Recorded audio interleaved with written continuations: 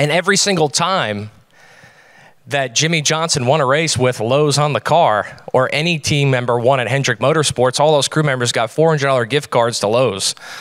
I'd say their backyards probably looked pretty nice back then. But you also had big consumer brands involved in the sport. Even Target, who is spending a lot in the space, had 2 cars in the same race, right? You really don't see that anymore today. Well, why is that? Well, we had a financial crisis. And out of this financial crisis, publicly traded companies and even private companies became under a lot of pressure. You know, all of this spending, I don't want to say went unchecked, but it was, you know, it was something that wasn't as questioned as much as once you have this happen. So what happens to companies, right? Publicly traded companies, their valuations go way down, their earnings go way down, and in that boardroom, they say, hey, we need to find a way to get our stock price back up. We need to find a way to actually generate a profit. What do? We cut costs. And what is one of the easiest ways that you can cut costs as a company? Eliminate sports marketing expenses. And that's what happened. And so you get into the post-crisis era, and once those contracts run out, you see the start and park era emerge in NASCAR. A lot of unsponsored cars that could only make it a couple of laps before they pulled the car in and off the road because they didn't have sponsorship. And as we went through the 2010s, we got a little bit better at dealing with it, but we also had a lot of brands who may not have been, you know, truly investing what we were getting at this point in time on the cars. And it'd be wrong of me to not point something out. That car on the bottom is owned by Spire, which is the company that I work for, and we own that water company. So these aren't necessarily true sponsorships. But not all is doom and gloom. Looking forward to today, motorsport sponsorship is still healthy, and we still have great brands participating in the space. We even have some new ones that have gotten involved. You know, this doesn't get enough credit in our industry, but there's brands like Kubota that are actively participating in NASCAR that hadn't participated in years prior. And we have brands like Kohler that are in the space actively participating. But they're not here simply to have their logo on a race car. They're here to achieve business objectives. They're here to convert sales. So what is the state of the industry? The state of the industry is that the old days, just called Burger King, those days are just simply over. The overall motorsport sponsorship environment is challenging due to a variety of factors, but some are more prevalent than others, which is the shifts in consumer behavior, media fragmentation, and economic cycles, and that is what we're going to talk about today. And sponsorship opportunity is still out there if you can understand these pieces of information and factor it in as a principle when you go to market to sell sponsorship. So let's talk about the power shift between buyers and sellers. This is one of my favorite ones. The balance of power between the buyer and seller has changed. So when I was a kid and I would go to the food store with my mom and we get to check out, I was a terrible son because I'd never helped her pack groceries. I'd always go to like the gumball machine area, you know, at the grocery stores, and there used to be these circulars all the time. And it was car dealership circulars. And back then, there really wasn't a whole lot of information in them. It was just the make, the model, the year, and the price, and maybe 1 or 2 bullet points, right? Contrast that with today, where you can go online and know everything it is that you want to know about any car in 5 minutes, maybe less, right? Cars.com, Auto Trader, you go to a dealership's site and look at their inventory. Back then, when you only had a circular out there, the amount of information that the buyer had was very limited compared to the information that they have today. So it left the seller with a lot of maneuverability and a lot of flexibility in how they presented the information. You actually had to really sell someone on what the car was because they didn't know what it was past the make, the model, and the price. Now, people walk into a car dealership and they know what car they want, they know what color they want, they know the mileage, and they know everything about the car before the salesman opens their mouth. And that's not just true in car buying, it's true in boat buying, it's true in home buying. It's true in camera buying, and it's true in sponsorships. I went to a conference that features a lot of the top marketers that come in and present. You know, these are the CMOs of Target, the CMOs of Dunkin' Donuts. They all come in and give these grand presentations on what it is that they're doing. And every morning they have a breakfast. And it's these circular tables, and anybody can sit anywhere. And I happened to sit down next to the CFO of marketing for one of the largest insurance companies in the country. And they were a sponsor in Motorsports at one time.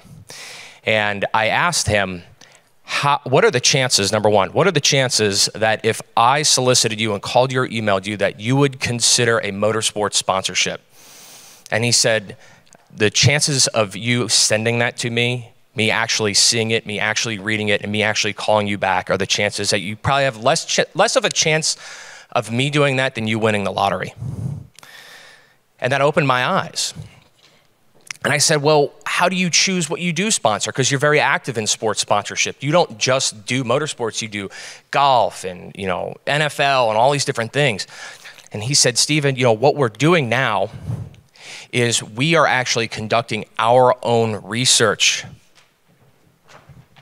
And we are deciding what we want to sponsor, and then we are going out and sponsoring it. We are the ones that are calling the property and making the decision. So if you think of that in that context, the old battle of I have to sell the customer, I have to be the one that goes out and finds them, that does still exist to an extent, particularly at the local level. But on some of these grander companies, they have made that shift where they're doing their own research, they're working with their advertising agencies, and they are making the decision on what they want to participate in. So, how do you sell if you do get somebody on the phone and you get a chance to speak with them? Well, they don't want to be sold in this environment because they have all the information. Back to the cars.com example. So what they want is they want to be heard, asked, and understood. And if you can let people feel heard, asked, and understood, you're going to have success.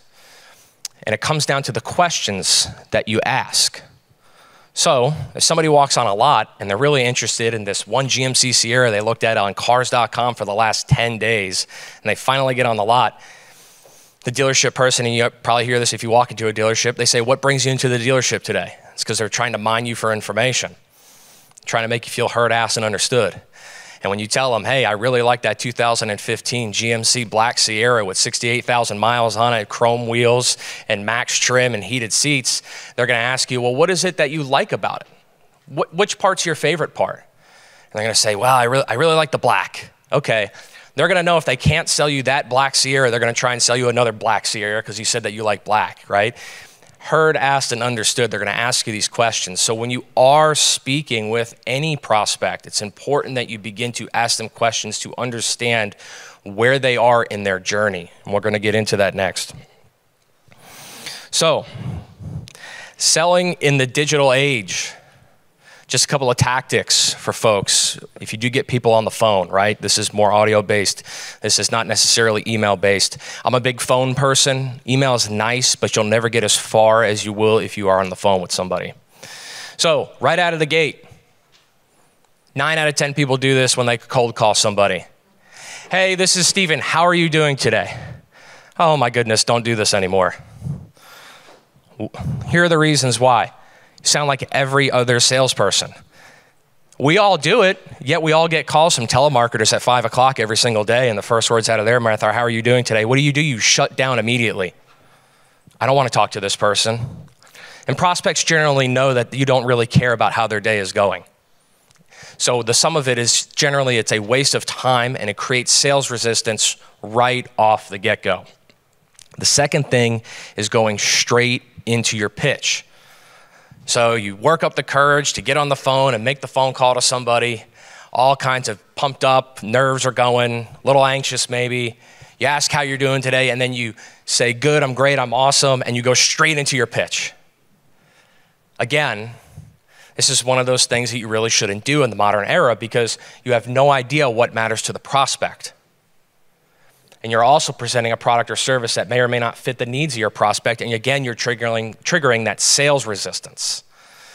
So again, if you put yourself on the phone listening Someone says, how you doing today? And you're like, oh gosh, here we go. And they go right into their pitch. Your second reaction as the marketer is going to be like, oh my goodness, another pitch. The third, sounding excited. Now, a lot of traditional sales training will tell you to sound excited on the phone, and it's okay to be excited about your product or service, right? It's okay to be excited, but you want to temper some of that excitement, because when you sound too excited, again, you sound like every other salesperson, but this also triggers sales resistance because it indicates to the prospect that you're not being genuine, right? We want to be level across the board and neutral when we're talking about our product or service, because we want people to see the product for what it's for, not for what we want them to see what it's for. Using forward-looking and assumptive statements, number 4. This is when people say, oh, when you are going to work with us, or when you are going to use our product or service, or you're going to love what we have to offer. The challenge with that is you're attempting to make a decision for the prospect, and smart people will see that as manipulative. And the last one here is discounting your product. Now, I understand there's circumstances where you'll have to do this in order to close, but generally speaking, we don't like discounting product because you dilute your value and your integrity. And the last one, this is the most dangerous one, is you're selling on price and not value. And when you sell on price, your clients and sponsors will leave on price as well. So, with enough doom and gloom out there, let's talk about what we can do. So say you do get somebody on the phone. You can still introduce who you are. Hey, I'm Steve and I'm with Spire. But before you get into your pitch, and when you don't ask how you are doing today, you can begin to ask questions and understand who they are. And by doing these probing questions, you can get prospects to open up, because think of the marketer, right? They're sitting at their desk. They're already busy. They're answering emails. Their boss is asking why market share isn't up, and the office phone rings. And they're like, oh goodness, another phone call, but my boss said I got to take all the phone calls that come in. So it's, hello, Jim's Pizza. Wouldn't you like to hear some questions asked to you instead of just being pitched? All right, it just would open up their day a little bit. Hey, I'm Steven. Hey, before I get into anything that I wanted to talk to you about today, I kind of wanted to learn a little bit about you and your role and what you're responsible for and what the goals of your company are for the next 6 to 12 months. Imagine how refreshing that is for a marketer to hear. Somebody who actually wants to listen to my problems instead of pitch me theirs. Number 2, explaining that you may not be able to help your prospect. Again, this goes back to that neutral language I just talked about. This reduces sales resistance as you come across as a problem solver, not a seller. Now, Jim's Pizza, now that I got to know about your business and your goals and kind of what you're trying to achieve, I don't even know if I can help you yet until I can learn a little bit more about your business. And that's when you can get in discovery questions in a conversation format, because this allows you to understand the prospect and allows you to understand really what they're trying to do. And if you do it in a conversation format, it'll feel more natural. It'll feel like the person on the other line's talking to a person and not a scripted sales process. Number 4, we talked about a little bit already, which is using your neutral language. You'll sound like you won't need the sale. You'll reduce that sales resistance. And if you don't use neutral language and you are aggressive, the famous saying I've been told a bunch of times is, desperation's a smelly cologne. People can smell it from miles away. So the 5th point there is asking consequence questions and creating gaps, okay? So here's something that's really important. Once you understand the current state of the person that you're talking to and the current state of the company that they work for, where they are and where they're trying to go, that is where your sales skills can take off and you can create a gap, right? So somebody might say, yeah, Steven, Jim's Pizza is really struggling after COVID with it now being over. Our retail traffic isn't where we want it to be. We used to have 10,000 people come into the store every single year. We're down to 7. We really want to try and get it to 15,000. Now you have something to work with. Now is when you know that information, you have to take the tools that you have in your toolbox and put together an idea on the fly right there. That's when you can say, hey, that's really interesting. So if I could help you get your foot traffic in your stores up, would you consider what I have to offer? Well, maybe I would, right? Maybe I would. And if you had gone straight into your pitch and talked about how great the signage is at your track or your race team, they would have hung the phone up on you because that's not their problem. Their problem is getting people back into their stores. But now that you know that, you might create a coupon system or a redemption system or a promotion that drives your fans to their stores. And that might be something that they would consider. But you won't know that if you don't ask the right questions. So that is what is so important about selling in this digital age, is being able to really go through that discovery process with prospects, ask, make them feel heard, and make them feel understood. And if you can do that, that resistance that you get from people where they don't really want to talk to you, or you get the one-word answers, yeah, fine, sure, send me a proposal, cool. Those, you'll see those go away, and you'll see more constructive conversation happen because they're feeling heard. So let's talk about the next thing that has changed the way that we have to sell sponsorships, and that's media fragmentation. So when I was a kid watching the Daytona 500 and Swerve and Irvin was leading, and it was like 1994 or something like that, it was in the traditional media era. I call that the old media order. Back then, there were few options and ways that you could advertise. There was TV, radio, print, out of home, but there really wasn't a whole lot else, right? And because of this, we didn't have technology back then like we do now. The ad campaign went for a long time, long life cycles. I mean, the Budweiser Frogs, everybody remembers the Budweiser campaign. That ran forever. And of course, with the lack of technology, all the advertising efforts back then are expensive. Really, really expensive. Now you fast forward to today. In the new media order, we have traditional media, which we had from back in the day, but we also now have digital media, which has exploded. There's so many ways that marketers can advertise now, and they live on short life cycles. I mean, you can have creative that is used in a 15-second video, put out another 15-second video the next day with new creative, right? This creative can change very quickly. And we live in a world of unprecedented connectivity, which has led the advertising world in the digital sense to be partially commoditized and very fragmented. You can now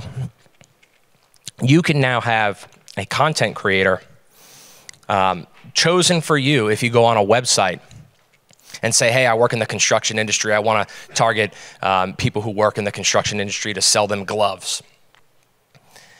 And you type that into a website, and they will find you an influencer who will make videos for you. And they have a tremendous amount of reach, and they can reach 1 million impressions in a 15-second video. And that's tough for our industry, where we're selling 1 million impressions on linear television, and they're doing it in a single TikTok video, right? And if you look at all these different avenues and you can advertise now, right? You can advertise on YouTube, Facebook. Look at some of those others, Twitter, Instagram, advertising within apps like Yahoo. And we haven't even touched display advertising, which is website advertising. It's all over the place, the different ways that you can advertise now. And the world is only becoming increasingly digital. Look at some of these statistics.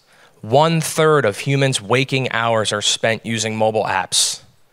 Sounds crazy, but if you ever walk through an airport, all you see is people on their phones. Some of them are walking and in the way too. Americans spend more time on their mobile phones than they spend watching TV. This surprised me at first, but when I thought about it, I was looking at my phone, reading, while I was watching TV. It's true. Social media applications like Facebook, TikTok, YouTube accounted for 7 out of every 10 minutes spent on mobile devices in 2021. And think about that for a second. When we think about it in the context of sponsorship sales and marketing operate together. If your properties aren't where 7 out of every 10 minutes are spent on mobile devices in 2021, you may want to rethink that, right? If you're there and you post 1 video a month on your Facebook page, or 1 video a month on YouTube, or if you're not on TikTok, you may want to post more on those. And this last point here is really important. Digital advertising accounts for 55% of advertising budgets.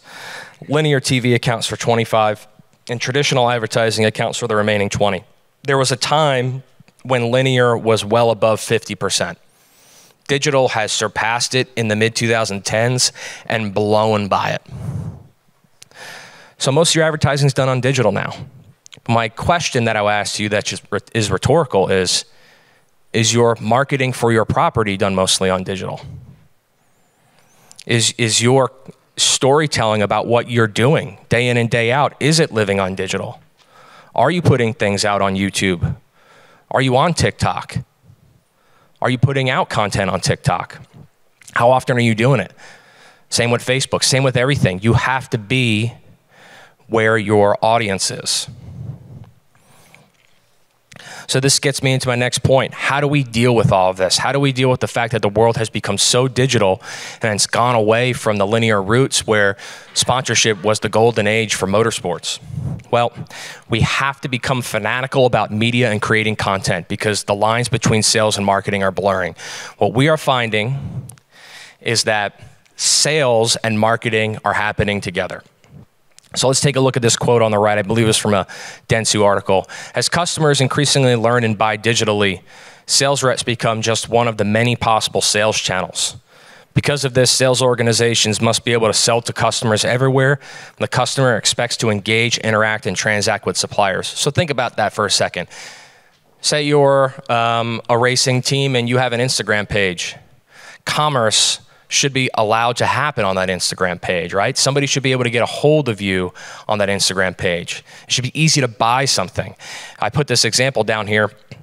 So fashion companies can post a picture of a model with a jacket on, and if someone touches that jacket on Instagram, it takes them directly to a link, and they can buy the coat, choose the color, and have it shipped to their house in a couple of days.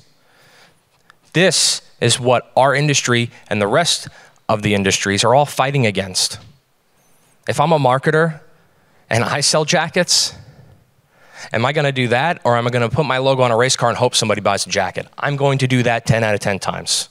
So we, instead of going against the grain here, have to join the grain. We have to find ways that we can conduct commerce digitally like everybody else who is leading the forefront of commerce in the 21st century. So your digital presence is your presence. And this isn't just limited to fan engagement either. You know, if you don't have a LinkedIn, I consider having a LinkedIn to tell your story in the business world. You know, you never know when you might have a lot of decision makers who start viewing your page and wanting to listen to your story. Catch somebody at the right time.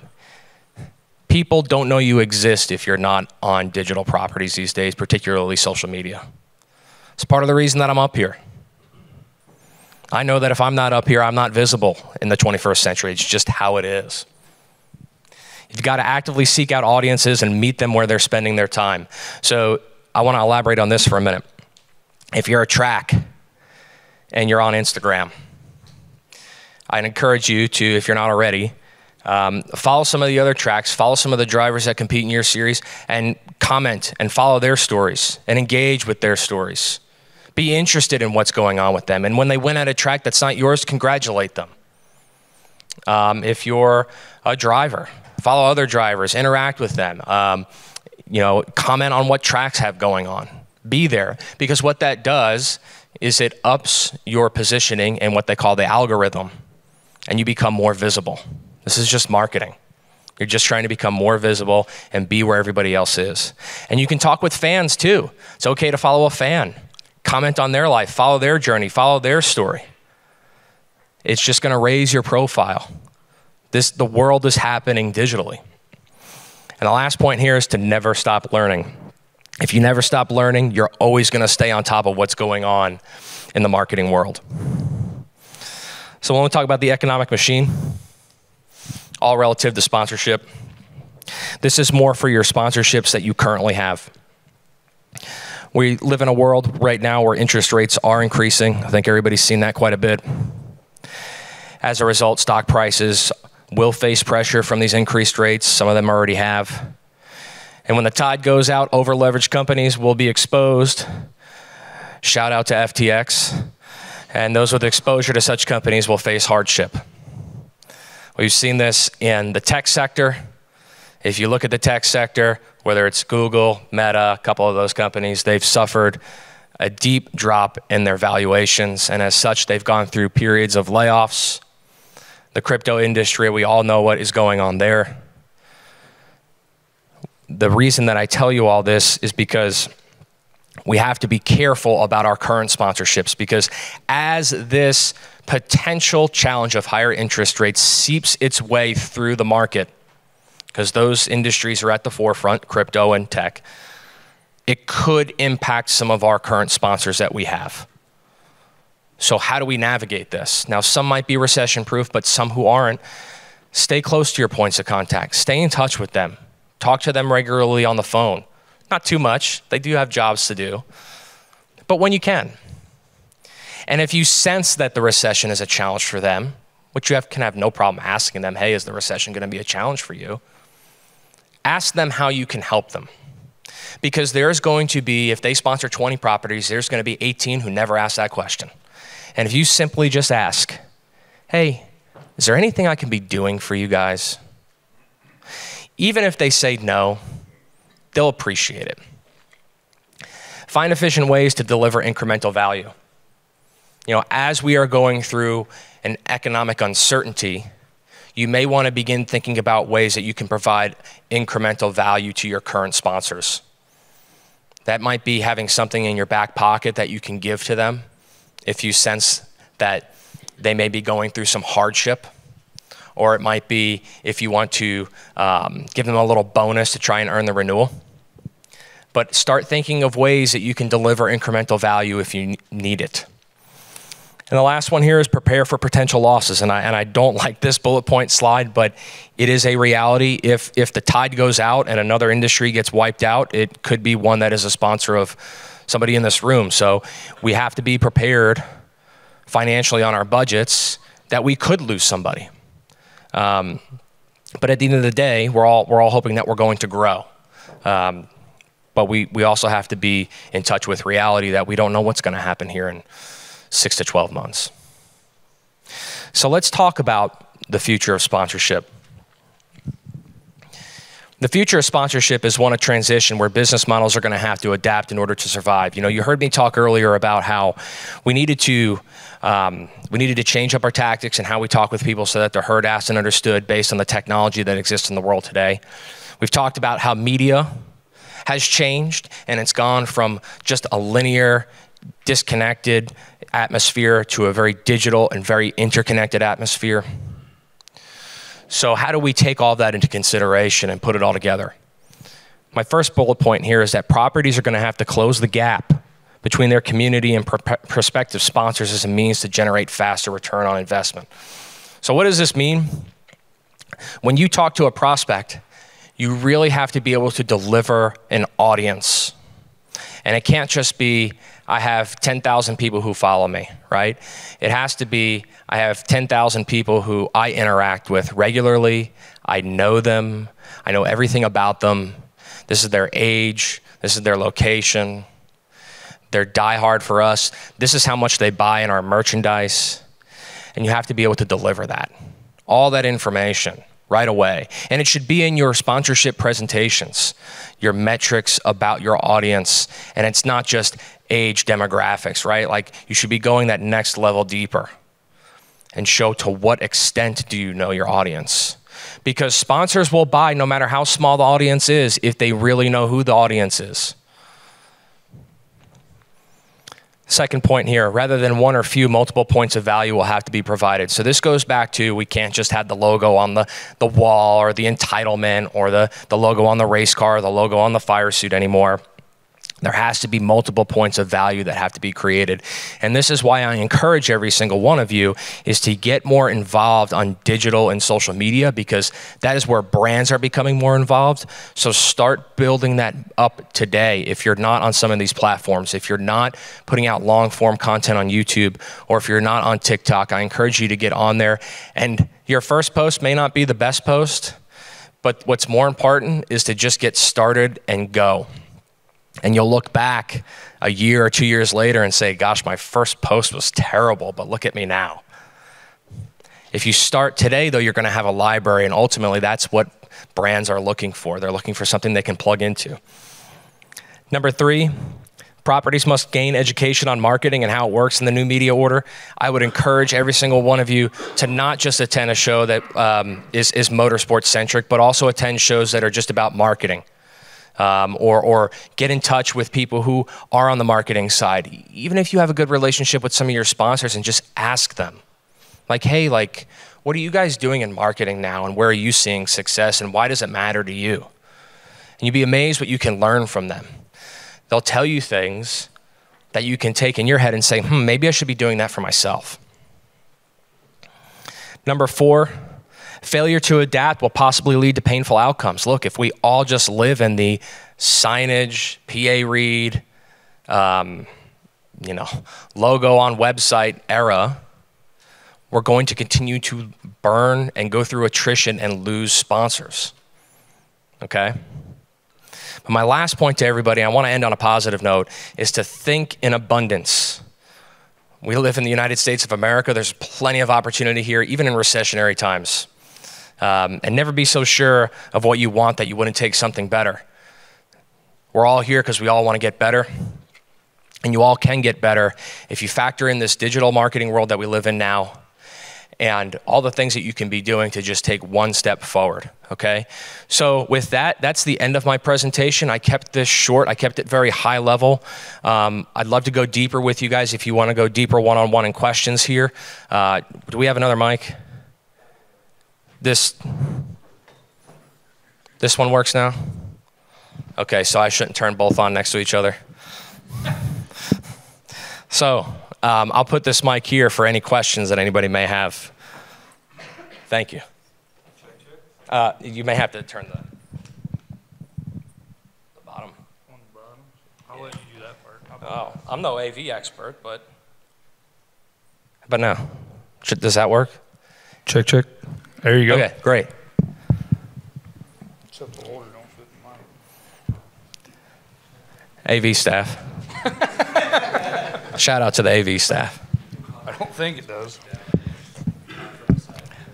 Like that? Woo! So that's a tight tolerance, isn't There it? you go. Good. All good. Yeah. Alrighty. Snug as a bug in a rug.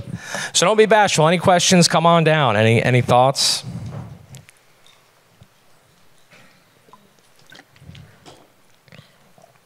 Not a single question.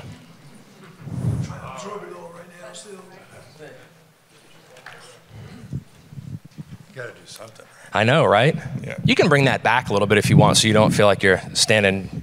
That's okay. I can do it here. So, Facebook is in decline.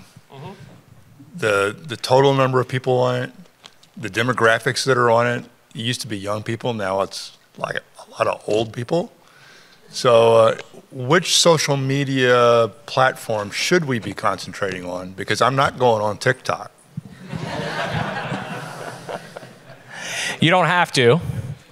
The social media platforms that you should be on that is ultimately going to be a decision that you make, right? I think you should be, if you want to increase it, the goal is to increase sponsorships as much as possible.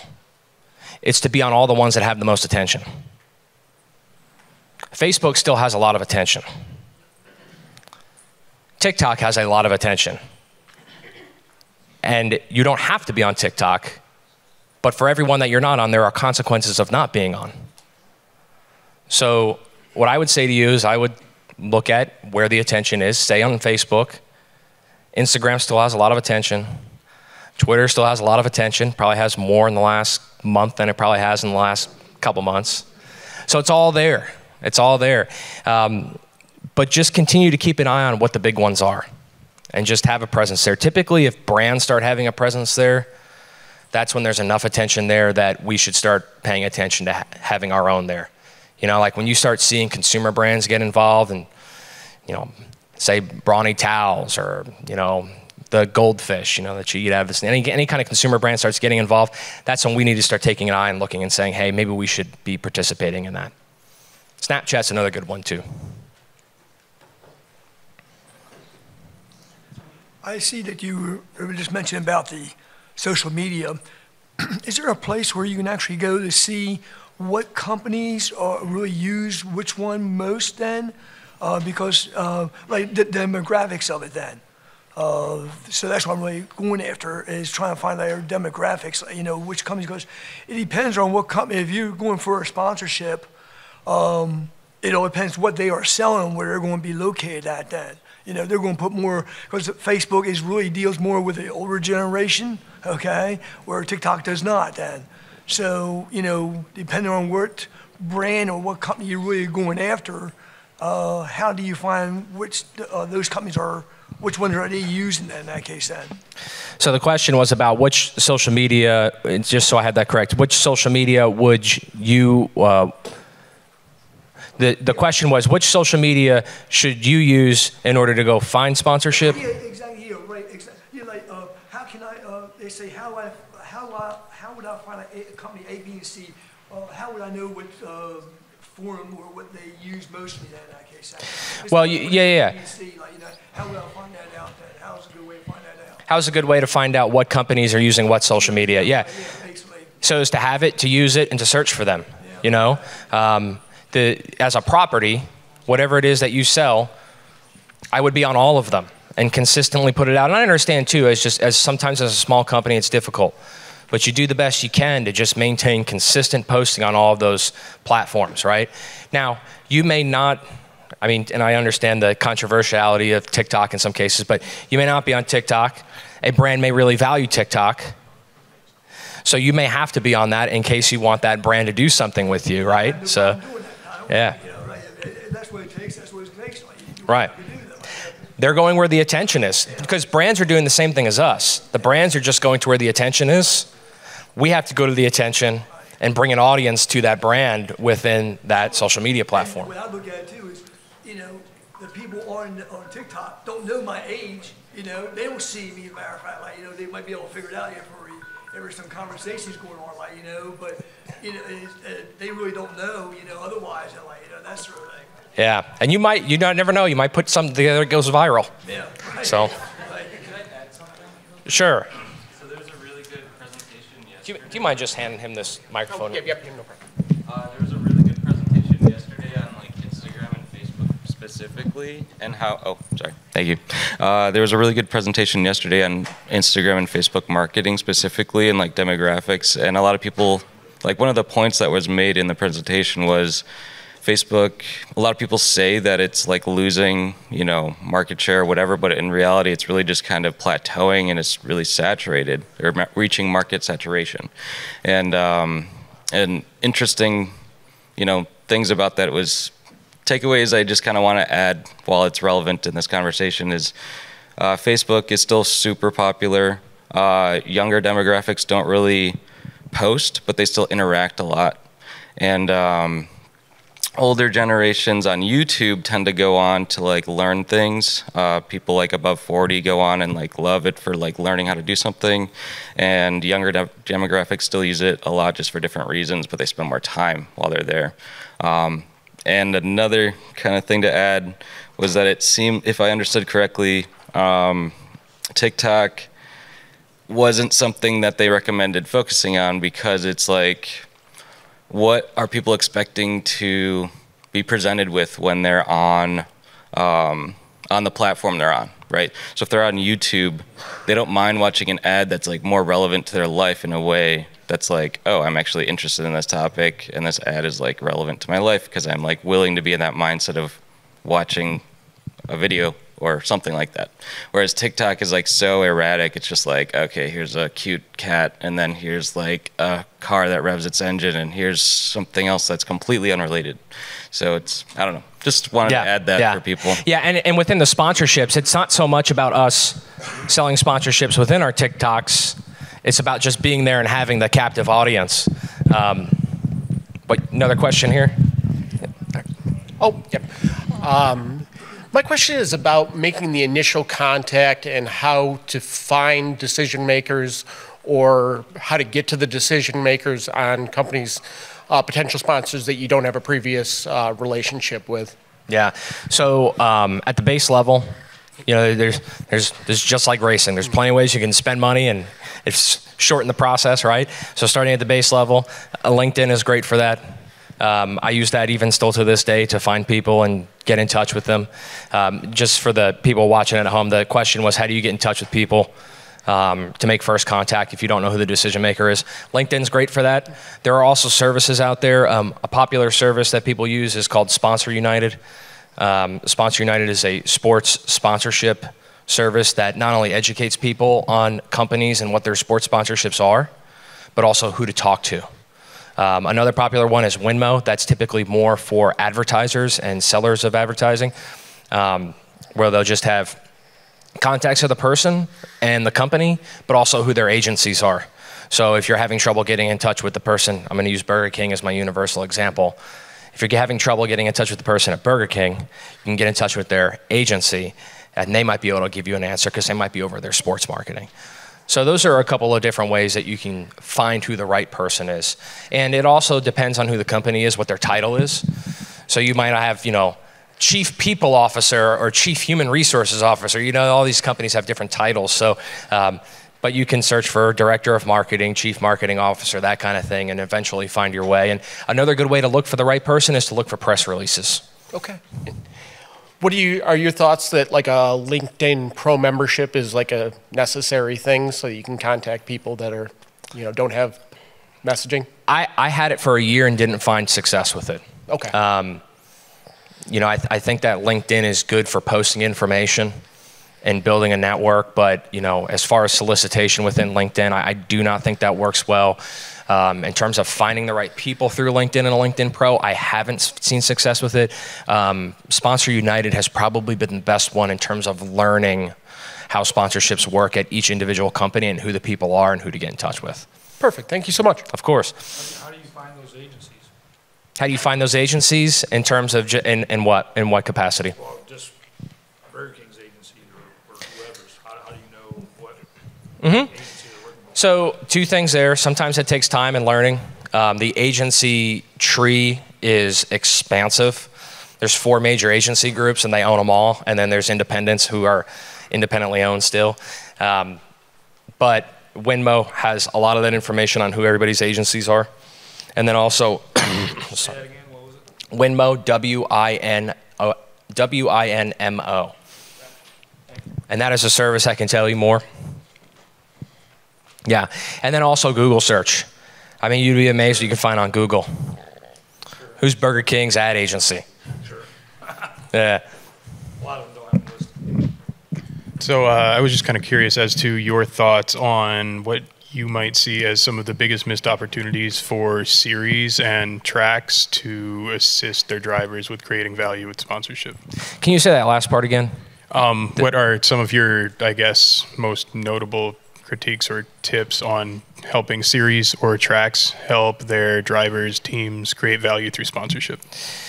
So the question is how do you, what are your thoughts on having tracks work with drivers, correct? Yeah, some of your most notable missed opportunities that you've seen in that space. To create sponsorships with tracks and drivers working together? Yes, just notably, I haven't seen.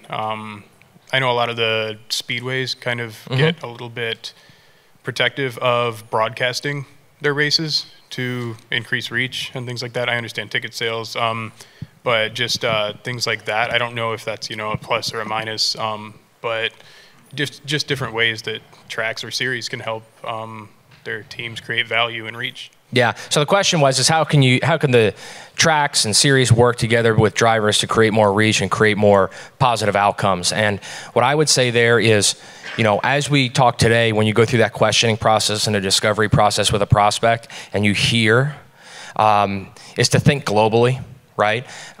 Think about how a partnership, whether you're a track, sanctioned body, whoever, it may not just involve your assets, but other assets that other people own, and go in and on it together.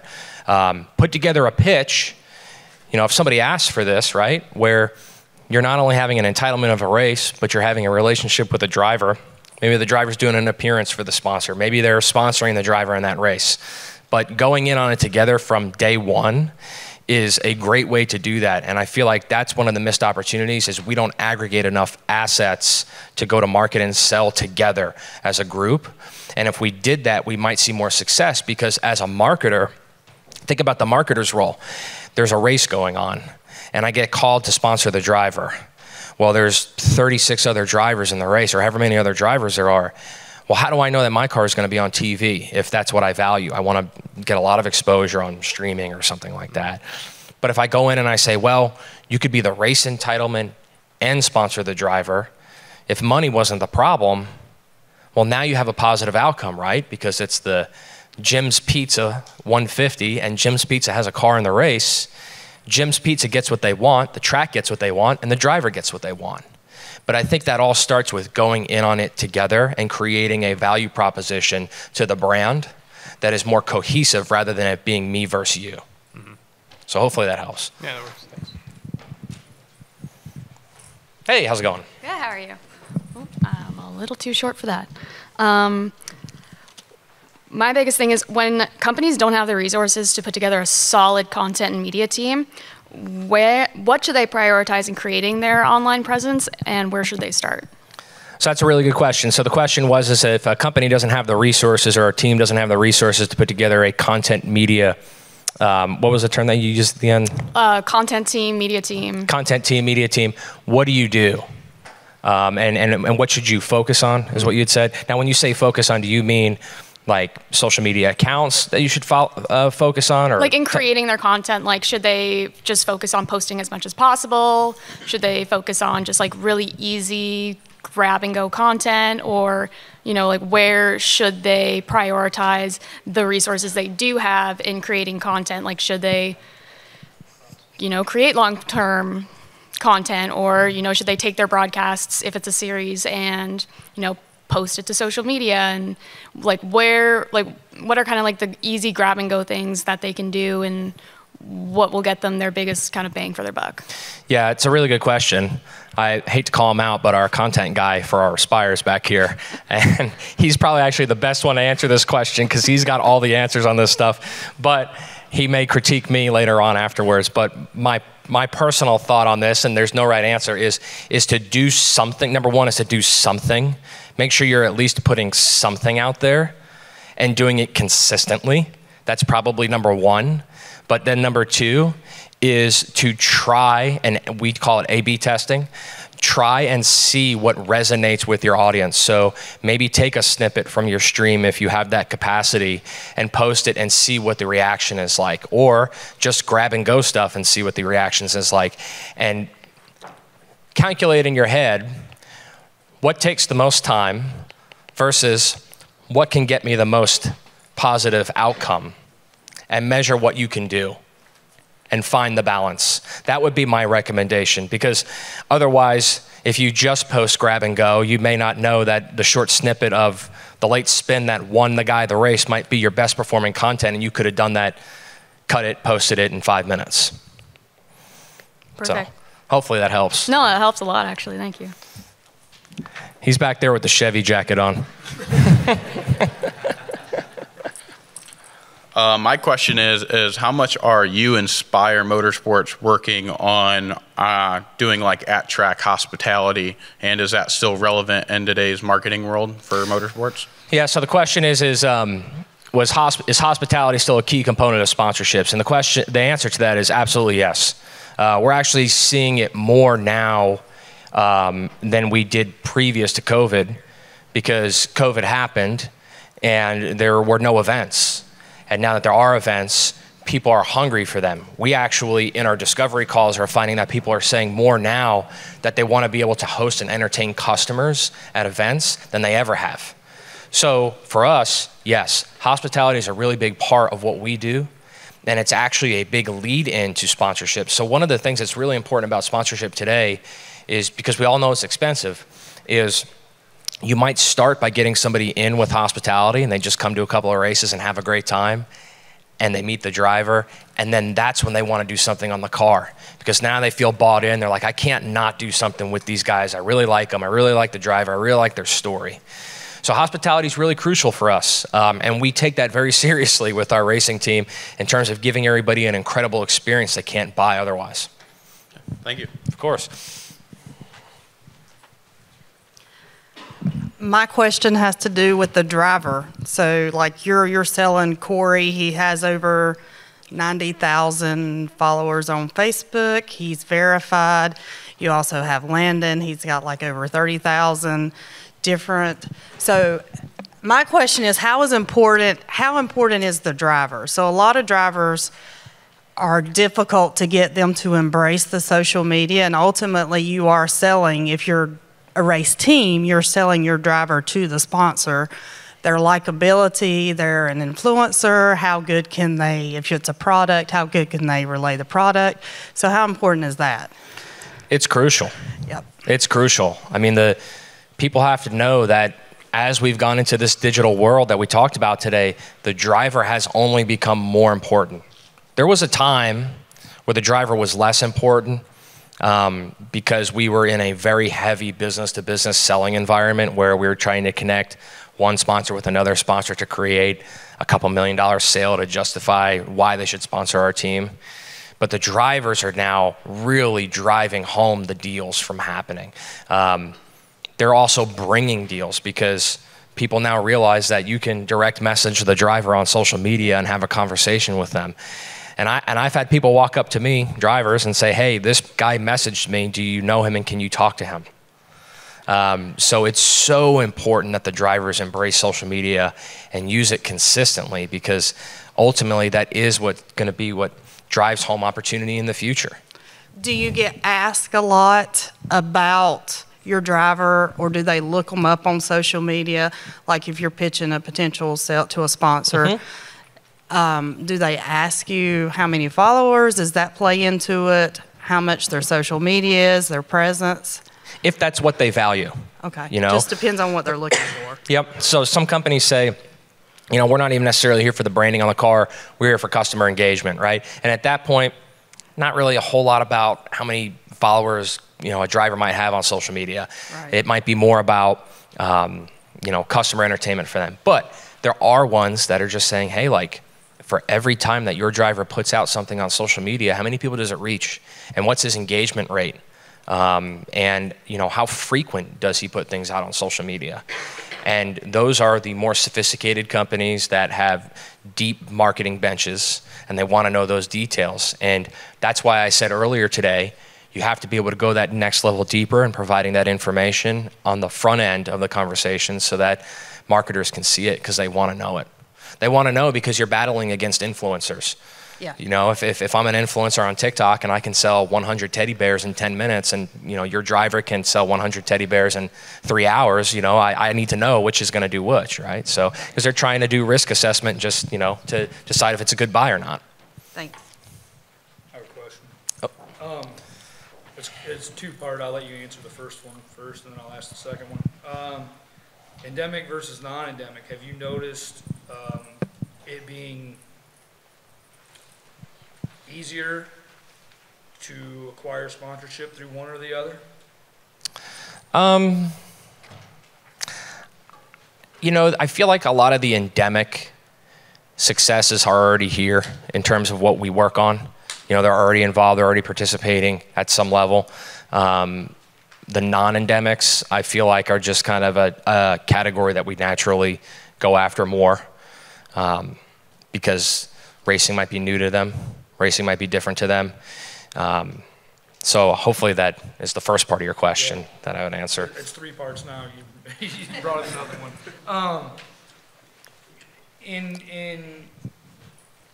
Do you feel you have to do more education with the non-endemics to help them understand all the valuable components to motorsport sponsorship? Yeah. So one thing here, as I know we're just getting to the end of time, so I want to make sure I get this in. So if there's a QR code on the back of all the chairs, and if it's not, it's because it's fallen over because the show's been packed full of people and the show's been so great. But if you get a chance to scan the QR code and provide feedback on today's session, the folks at PRI would love that. You had asked about education. So yes, unlike stick and ball sports, and our company owns 2 hockey teams, in motorsports, there's an education gap, and we are always having to close that gap. And sometimes, one of the questions I ask on every single one of my discovery calls is, on a scale of 1 to 10, and what is your education level, in your opinion, on NASCAR? And most people say, it's a 2. My dad watched Dale Earnhardt, but I haven't watched a race in 10 years. So once I know that, I know what we're working with and how much education we have to do to get them to be able to understand the pitch. So yeah. And then part 3 would be, have you ever went to non-endemic trade shows to try to network with, whatever, a dog show or whatever? Yeah, we have, and we didn't. We have, and I didn't see much success with it because at those trade shows, a lot of times they're trying to sell their product, and you're trying to sell someone who's trying to sell their product, and they're just kind of like, I'm trying to sell my dog food over here. You can definitely have conversations. But at those trade shows for me are more good to go learn than they are to just start pitching people. So that's just been my experience, and I've done it. I've walked up to all the booths and asked all the questions and pitched and that kind of thing, and just it hadn't worked out for me. What you can do is actually, if you go to those type of shows like that, is anytime you go is actually go there. Don't ask them. Ask them for a name in the company. Who's your marketing decision maker? That's what you really want to get a hold of, matter of fact. And because he's right, yeah. It's like the folks here, matter of fact, they're really interested in selling their products here. Sure. It's not a good time to really talk to them about sponsor. Sure. The only thing you can do is maybe say, okay, who is a marketing manager, matter of fact, and who's a decision maker in that, then, and that's what you want to get a hold of, then, Sure. Yeah. That's a better way of doing it. That's correct. Yeah. Yes.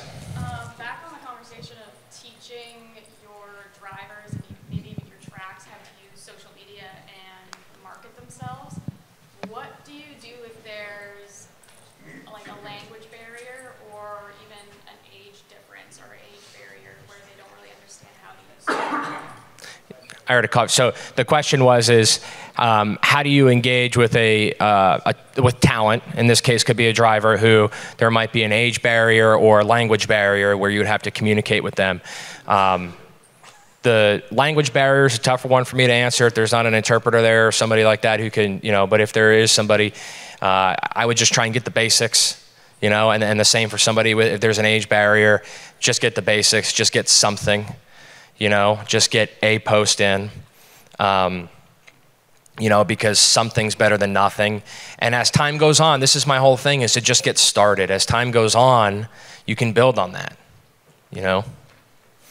If somebody with an age barrier says, I don't want to post anything on Instagram, and you get them to make their first post, boy, that's progress.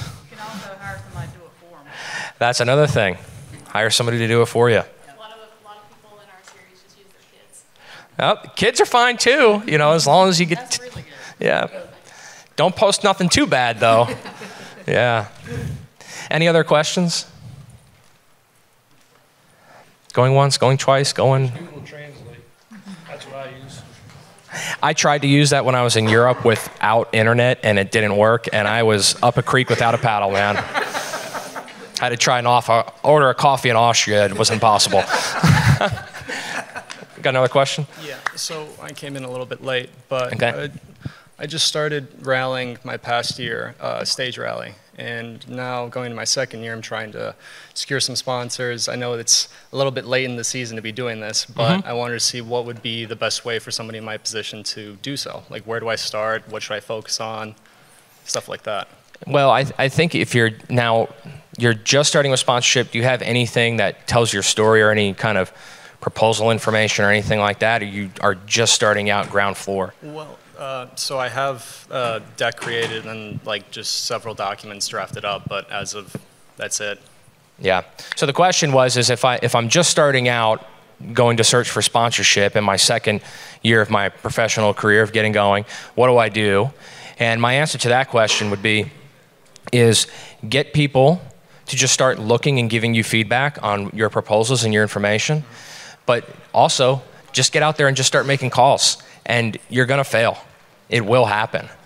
But if you can embrace failure and deal with rejection, it's gonna be okay, because it's like falling off a bike. I fall off the bike multiple times a week. It's going to continue to happen. It's just part of sponsorship sales.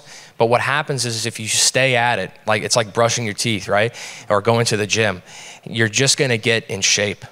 And eventually you're gonna see like, oh, the rejection didn't hurt me that much. Like, that's not a big deal. And if you just keep going, you're gonna get to a point where you're gonna see like, okay, now I know where to go with this conversation, which is, I don't know if you caught this, but the question asking and discovery part is so important of what we do. Because if you start asking the right questions, you start understanding what matters to somebody. After the 20 failures or getting hung up on, or you're like, oh my goodness, that was the worst pitch ever, I'm just gonna hang up. Once you get past that, and you start getting into the flow of asking people questions, you're gonna be like, oh, I understand what matters to somebody, and they didn't tell me no, and they wanna learn more. Right. But that journey starts within you, you know? Is just get out there and just start making phone calls. And I would advise against emails early on. Okay. Because they're too passive, they're too easy to send, and they're too easy to forget. Right. You owe it to yourself to use the phone and make moves that way instead of just sending emails, because people will just gloss over them, you know, if you just send an email. Yeah. Okay. So right. That's my suggestion. I appreciate it. Of course. What's going on? Stephen, along with that, isn't it more important to start building networks and building relationships before trying to sell? Yes and no. I mean, there's going to be people out there that don't know you, regardless of what network you build.